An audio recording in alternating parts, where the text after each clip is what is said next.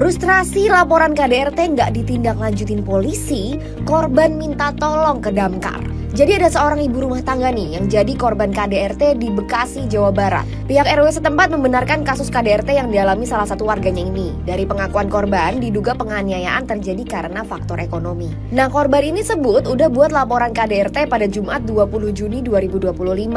Tapi katanya belum ada respons dari polisi soal perkembangan kasusnya. Makanya korban pun mengadu ke petugas pemadam kebakaran Kota Bekasi. Unit rescue dari Dinas Pemadam Kebakaran dan Penyelamatan Kota Bekasi yang dapat laporan pun langsung datengin rumah korban. Petugas yang tiba di lokasi berkoordinasi dengan pihak kepolisian dan rumah sakit buat melakukan pemeriksaan terhadap korban. Nah, di sisi lain, Kasih Humas Polres Metro Bekasi Kota pada 26 Juni 2025 membantah lambatnya penanganan kasus laporan ini. Ia sebut kasus dugaan KDRT tengah diproses di Unit Perlindungan Perempuan dan Anak Polres Metro Bekasi Kota. Menurut Kasih Humas, saat korban datang melapor, Polres sudah membuatkan laporan dan mengantar membuat visum. Ia juga menambahkan kalau korban sudah dimintai keterangan. Polisi menegaskan semua laporan atau kasus yang masuk ke kepolisian itu butuh proses sesuai prosedur.